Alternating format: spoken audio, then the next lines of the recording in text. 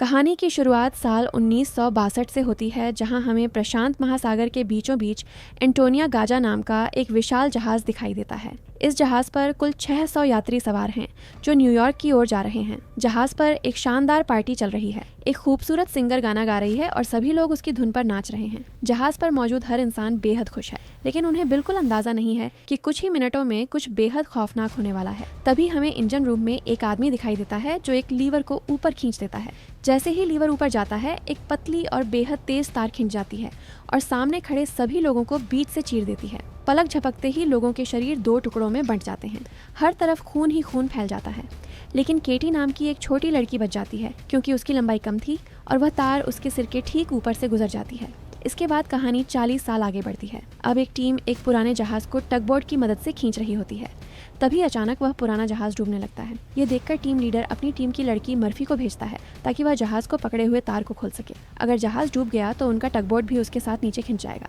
जब मर्फी जहाज तक पहुंचती है तो वह देखती है कि नीचे के हिस्से में एक बड़ा सा छेद हो चुका है। तेजी से पानी अंदर भर रहा है और जहाज सिर्फ 5 मिनट में डूब सकता है। मर्फी तुरंत अपने लीडर को सूचना देती है। यह सुनकर लीडर उसे आदेश देता है कि तार खोलो और तुरंत वापस आ जाओ, क्योंकि वे इस पुराने जहाज को छोड़ने वाले हैं। तभी 2 और टीम मेंबर वहां पहुंचते हैं और मर्फी से वहां से निकलने को कहते हैं, लेकिन इस जहाज को ढूंढने में उन्हें पूरे 3 महीने लगे थे।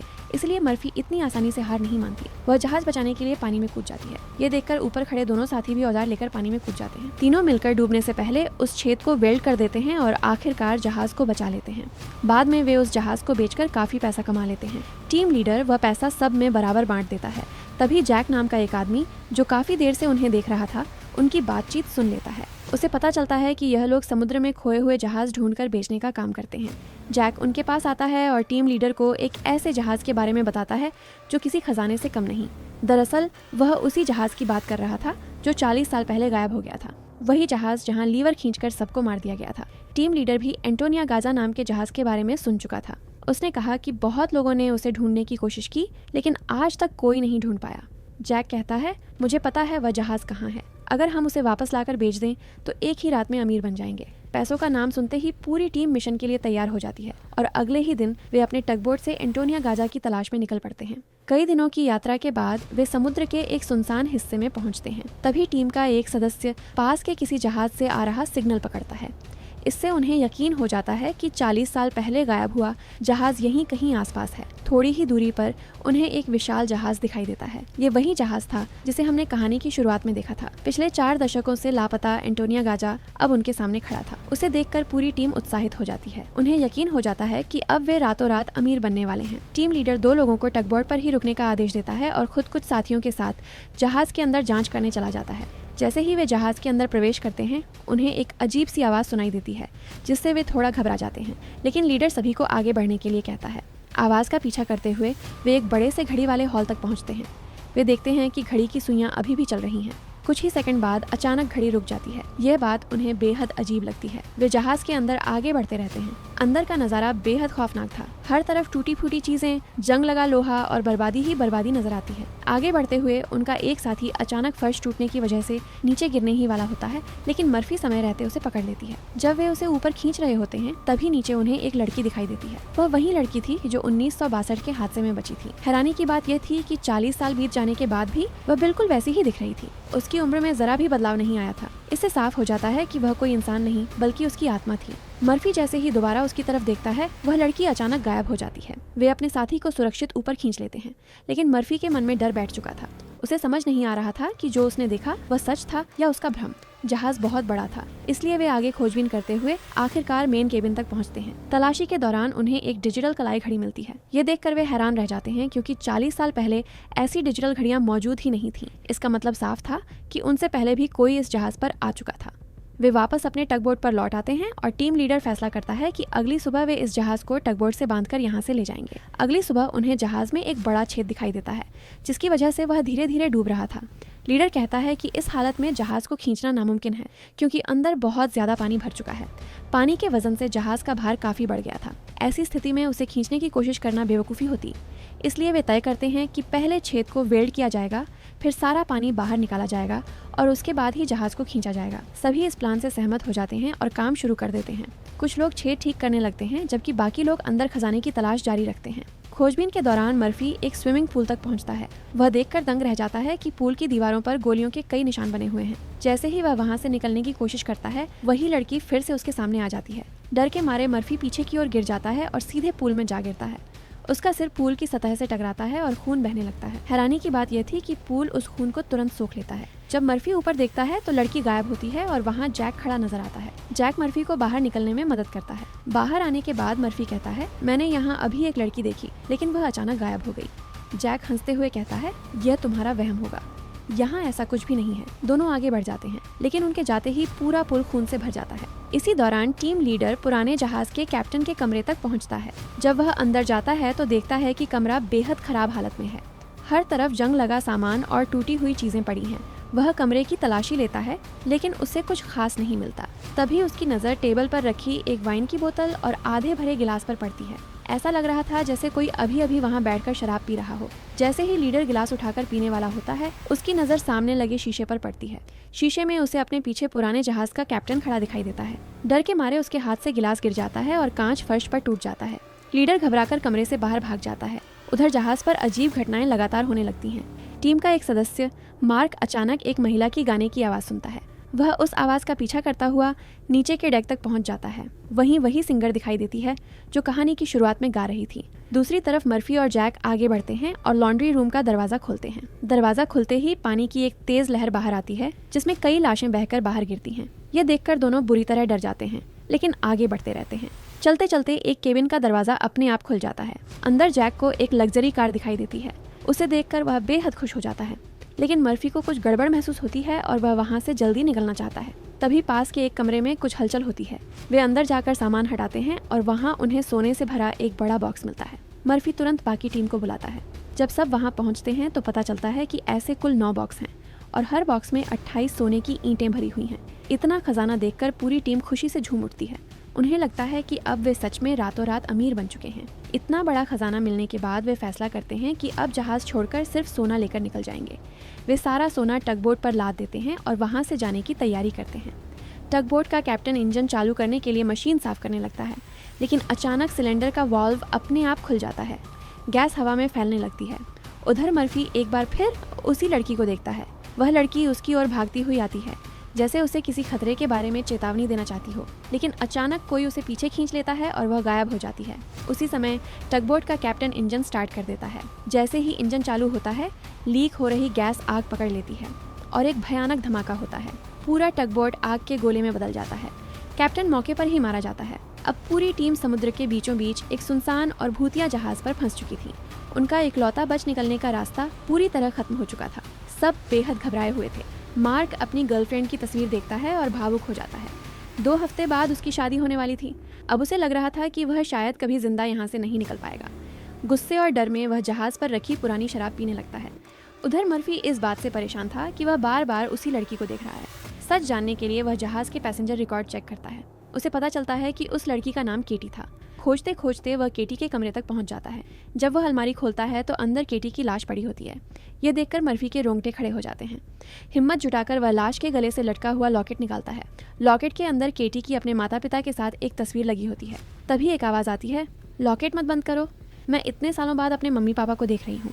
मर्फी समझ नहीं पाता कि वह एक मरी हुई लड़की से बात कर रहा है। जब वह लॉकेट केटी को देने की कोशिश करता है तो वह उसके हाथ के आर पार निकल जाता है। अब मर्फी को यकीन हो जाता है कि केटी एक आत्मा है। केटी उसे बताती है कि इस जहाज पर कई आत्माएं फंसी हुई हैं और जब तक उस आदमी को नहीं मारा जाएगा जो सबको कंट्रोल कर रहा है, तब तक कोई भी आज़ाद नहीं होगा। मर्फी पूछता है, वह आदमी कौन है? जैसे ही केटी उसका नाम बताने वाली होती है, अचानक जहाज पर अजीब कीड़े रेंगने लगते हैं। केटी डर जाती है और मर्फी से कहती है, तुरंत यहाँ से निकल जाओ वरना तुम सब मर जाओगे, और फिर वह गायब हो जाती है। उधर मार्क पूरी बोतल खत्म करने के बाद चक्कर महसूस करने लगता है। अचानक उसके आसपास की टेबल और कुर्सियां हिलने लगती हैं और देखते ही देखते सब कुछ ठीक हो जाता है। 40 साल पहले मरे हुए लोग फिर से जिंदा नजर आने लगते हैं।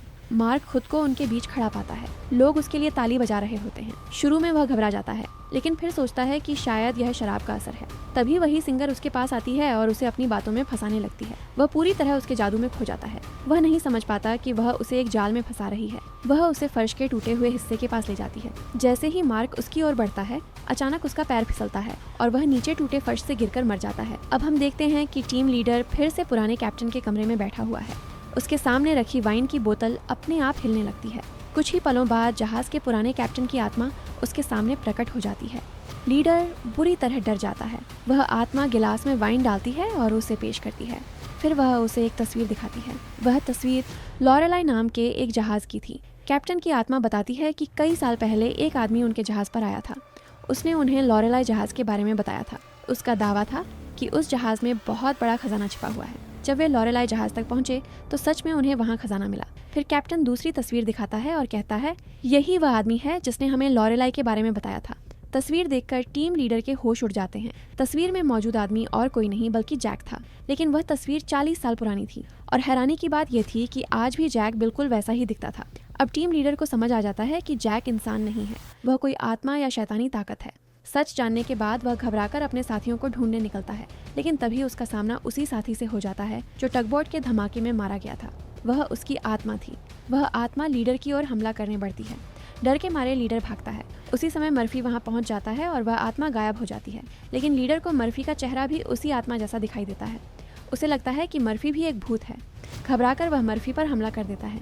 मर्फी खुद का बचाव करते हुए उसके पैर में चोट मार देता है, लेकिन लीडर रुकता नहीं। वह दोबारा मर्फी पर झपटता है। तभी पीछे से जैक आता है और लोहे की रॉड से लीडर के सिर पर वार कर देता है। लीडर बेहोश होकर गिर जाता है। याद रहे, जैक वही आदमी है जो सबको यहाँ लेकर आया था। पूरी टीम में सिर्फ लीडर ही समझ पाया था कि जैक इंसान नहीं है, और जैक भी समझ चुका था कि लीडर को सच्चाई पता चल गई है। इसलिए वह बाकी लोगों को भड़काता है और कहता है कि अगर लीडर होश में आया तो किसी को नुकसान पहुंचा सकता है। बाकी सभी जैक की बात मान लेते हैं। वे अपने ही लीडर को पानी से भरे एक टैंक में फेंक देते हैं। अब टीम के बाकी सदस्य पहले की तरह जहाज की मरम्मत का काम जारी रखते हैं। वे छेद को पूरी तरह वेल्ड कर देते हैं और अंदर भरा पानी बाहर निकालने लगते हैं। उधर मर्फी नोटिस करता है कि मार्क गायब है। वह उसे ढूंढने निकलता है। तभी केटी की आत्मा फिर से उसके सामने आ जाती है। वह बताती है कि जिसे तुम ढूंढ रहे हो वह मर चुका है। वह बताती है कि मार्क सिंगर के पीछे पीछे गया था और वहीं उसकी मौत हो गई। फिर केटी धीरे से मर्फी के कंधे पर हाथ रखती है। अचानक मर्फी खुद को 1962 की उसी रात में पाता है। वह पूरी घटना अपनी आंखों से देखता है। उस रात जहाज पर मौजूद सभी लोगों की बेरहमी से हत्या की गई थी। कुछ अपराधियों ने सोना लूटने के लिए यह सब किया था। उन्होंने कुछ लोगों को जहर दिया, कुछ को उस तेज तार से काट दिया और कई लोगों को गोलियों से भून डाला। केटी को भी नहीं छोड़ा गया। उसे उसके कमरे में ले जाकर फांसी दे दी गई थी। इस पूरे प्लान के पीछे वही सिंगर थी। उसी ने सोना चुराने की साजिश रची थी। अपने आदमियों की मदद से उसने जहाज पर मौजूद हर इंसान को मरवा दिया। सारा सोना अब उनके कब्जे में था।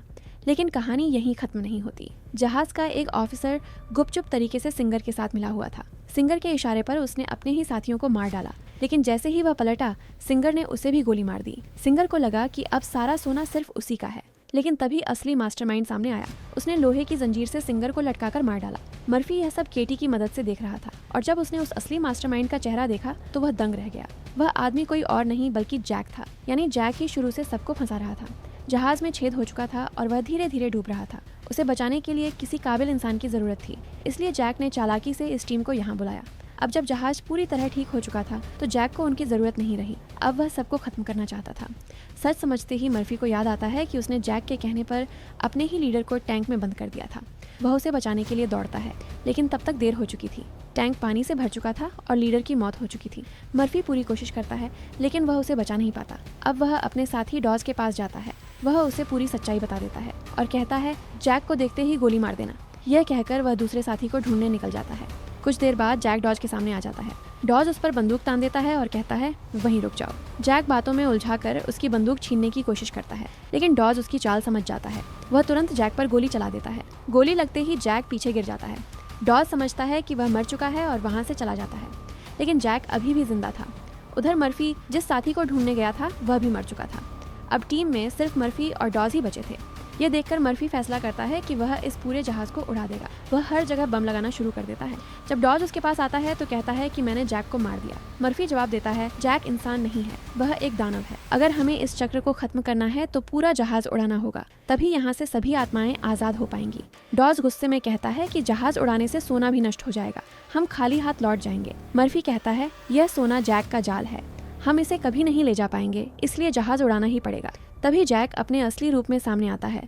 वह कहता है कि उसने डॉज को पहले ही मार दिया है और अब वह अपनी असली पहचान बताता है। वह कहता है, मैं पहले इंसान था, लेकिन अपने पापों की वजह से मुझे यह सज़ा मिली। अब मैं आत्माएं इकट्ठा करता हूँ। जैसे तुम खोए हुए जहाज़ ढूंढते हो, वैसे ही मैं खोई हुई आत्माएं ढूंढता हूँ, और इसके लिए मुझे एक जहाज़ चाहिए। मैं नहीं चाहता कि तुम इसे नष्ट करो। जैक मर्फी को सौदा देता है। वह कहता है, तुम चले जाओ, मैं तुम्हें नहीं मारूंगा, बस इस जहाज को मत उड़ाओ। लेकिन मर्फी इनकार कर देता है। जैक उसे लोहे की रॉड से मारकर गिरा देता है। जैसे ही जैक उसे खत्म करने बढ़ता है, मर्फी तीर चलाकर बम के रिमोट पर निशाना मारता है, फिर तुरंत समुद्र में कूद जाता है। रिमोट एक्टिवेट होते ही जहाज पर जोरदार धमाका होता है। पूरा जहाज आग के गोले में बदल जाता है और धीरे धीरे समुद्र में डूबने लगता है। मर्फी पानी के अंदर फंस चुका था। हर तरफ मलबा, धुआं और टूटे हुए हिस्से तैर रहे थे। उसे समझ नहीं आ रहा था कि बाहर निकलने का रास्ता कहाँ है। उसकी सांसें तेज होने लगती हैं। ऑक्सीजन खत्म हो रही थी। वह ऊपर जाने की कोशिश करता है, लेकिन हर तरफ सिर्फ अंधेरा ही अंधेरा था। उसी वक्त केटी की आत्मा उसके सामने प्रकट होती है। वह मर्फी का हाथ पकड़ लेती है और उसे ऊपर की ओर ले जाने लगती है। मर्फी देखता है कि जहाज में कैद सभी आत्माएं आज़ाद हो रही हैं, जिन्हें जैक ने सालों से बांध रखा था। वे अब रोशनी की ओर बढ़ रही थीं। पूरे जहाज का मंजर बदल चुका था। जहाज डूब रहा था, लेकिन आत्माएं मुक्त हो रही थीं। काफी संघर्ष के बाद मर्फी पानी की सतह तक पहुंच जाता है। कुछ समय बाद एक गुजरता हुआ जहाज उसे देख लेता है और उसे बचा लिया जाता है। जब मर्फी होश में आता है, वह एम्बुलेंस की खिड़की से बाहर देख रहा होता है और तभी उसकी नज़र एक बेहद चौंकाने वाले दृश्य पर पड़ती है। जैक जिंदा था। वह दूसरे जहाज पर सारा सोना लाद रहा था। उसके चेहरे पर वही रहस्यमयी मुस्कान थी, मानो कुछ भी नहीं बदला हो। जैक फिर से वही खेल शुरू करने वाला था। वह फिर किसी नए जहाज को चुनेगा, लोगों को लालच देगा, उन्हें खजाने के सपने दिखाएगा और फिर उनकी आत्माएं अपने कब्जे में कर लेगा। जैक का यह सिलसिला कभी खत्म नहीं होने वाला था और इसी के साथ कहानी यहीं खत्म हो जाती है।